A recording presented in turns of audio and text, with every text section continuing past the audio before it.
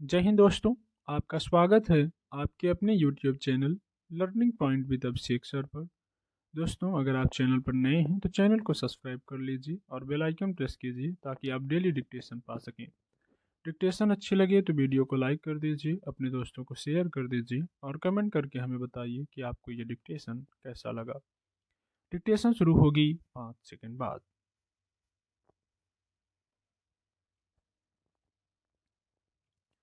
मानव विकास के इतिहास से पता चलता है कि प्रारंभ में जीवन में संघर्ष इतना अधिक था कि एक दूसरे के संसाधनों को प्राप्त करने और जमीन पर अपना आधिपत्य स्थापित करने के लिए आधुनिक मनुष्य के पूर्वज एक दूसरे की जान ले लिया करते थे।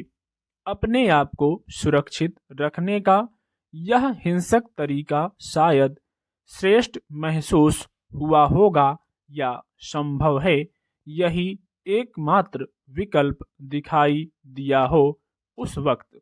स्वाभाविक है तब हमारी निर्भरता शारीरिक बल पर अधिक थी। तब हम उतने सभ्य और बुद्धिमान नहीं थे कि नए आविष्कार कर सकें, संसाधनों की उपलब्धता का विस्तार कर सकें, विचार विमर्श करके आपसी समाधान निष्कर्ष तक पहुंच सकें, खुद के साथ साथ दूसरों के बारे में भी सोच सकें और मदद का हाथ आगे बढ़ा सकें। वे हमारी सीमाएं थीं। प्राकृतिक रूप से जो जगह अधिक समृद्ध होती थी वहां संघर्ष शुरू हो जाता।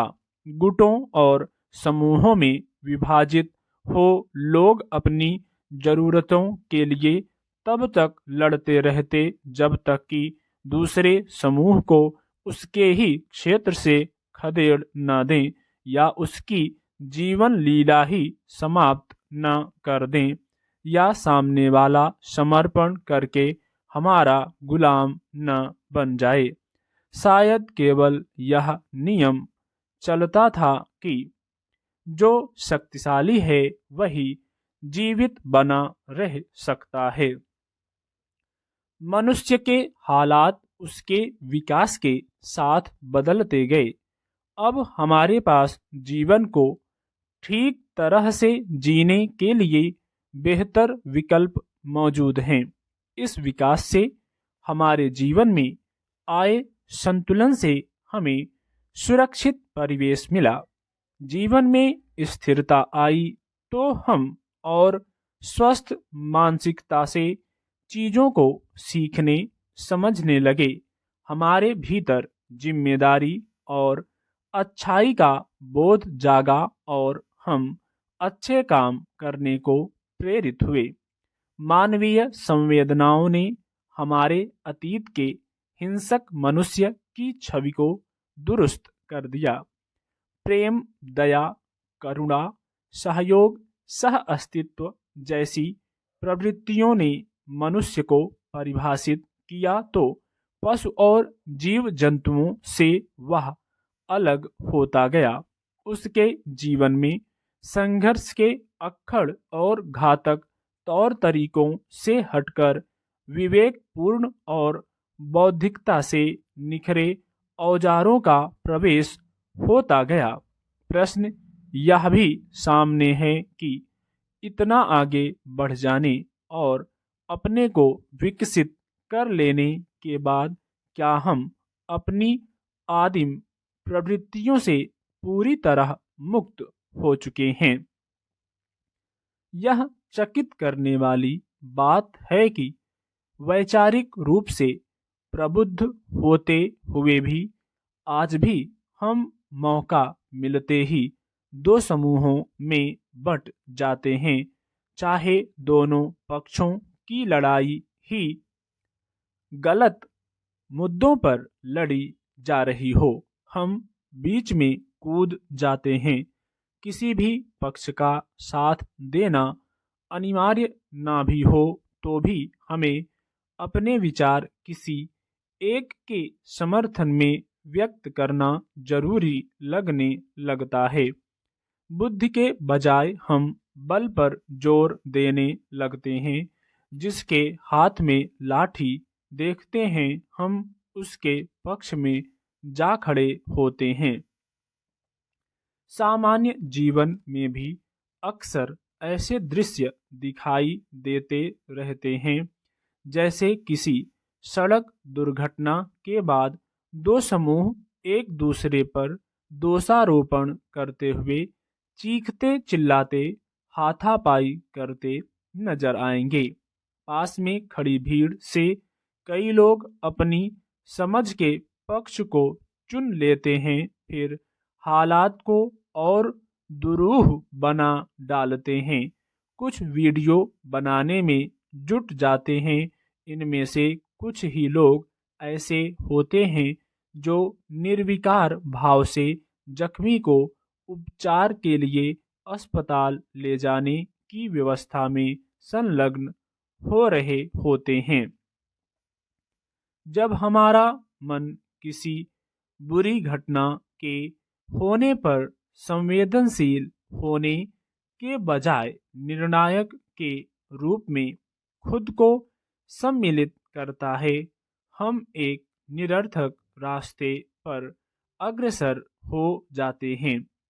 किसी भी तरह की विषम घटना का घटित हो जाना और किसी एक को त्वरित रूप से जिम्मेदार ठहरा देना या इस तरह के किसी वाद विवाद में बिना सोचे विचारे सम्मिलित हो जाना हमारी संकुचित, अपरिपक्व और असंवेदनशील समझ का परिणाम है।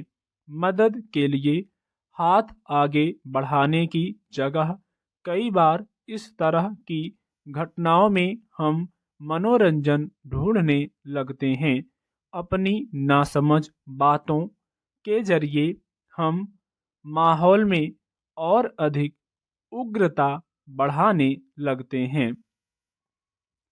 पक्ष विपक्ष की उलझी हुई गुत्थियों से अधिक सटीक वह रास्ता होता है जिसमें हमारे मन में प्रेम और करुणा उत्पन्न हो पाती हो। कुछ चीजें, स्थितियां किसी भी तरह के समय में किसी के जरिए की गई हों अनैतिक ही समझी जाती हैं। ऐसे ही हमें अगर वकालत करनी भी है तब भी हमारा जोर किसी एक पक्ष की ओर न होते हुए पीड़ित के लिए आवश्यक सहायता और सहयोग के लिए उठना चाहिए। हिंसा के समर्थन विरोध से अधिक महत्वपूर्ण है शांति और स्नेह की मांग लगातार करते रहना। यह एक सरल सहज रास्ता है जिसमें हमें किसी का इतिहास खंगालने की जरूरत नहीं होती। हमारा पक्ष केवल नैतिक और मानवीय मूल्यों के लिए ही बना रहना चाहिए। किसी भी रूप में की गई हिंसा अनैतिकता को सही मानते हैं तो हमारा भविष्य और अधिक असुरक्षित, हिंसक और असहिष्णुता लिए हुए होगा। अगर हम प्रेम और शांति पर बल देंगे तो हमें सौहार्दपूर्ण परिवेश मिलेगा। मनुष्यता की परिभाषा में हमें अभी और अधिक सुंदर उदाहरण जोड़ने की बेहद जरूरत है। मध्य प्रदेश, राजस्थान और छत्तीसगढ़ में हुए विधानसभा चुनाव में भाजपा ने एक बार फिर जीत का परचम लहरा दिया है। यह दावा किया जा रहा है कि इस बार भाजपा को जीत दिलाने में महिलाओं का विशेष हाथ है। ध्यान देने वाली बात यह है कि पहले की राजनीति में महिलाओं की तरफ कोई खास ध्यान नहीं था, क्योंकि पार्टियां केवल पुरुषों तक ही सिमटी रहती थीं। 80 के दशक के बाद नेताओं ने राजनीतिक पार्टियां में महिलाओं की कमी को समझा और फिर महिलाओं की भागीदारी बढ़ती चली गई।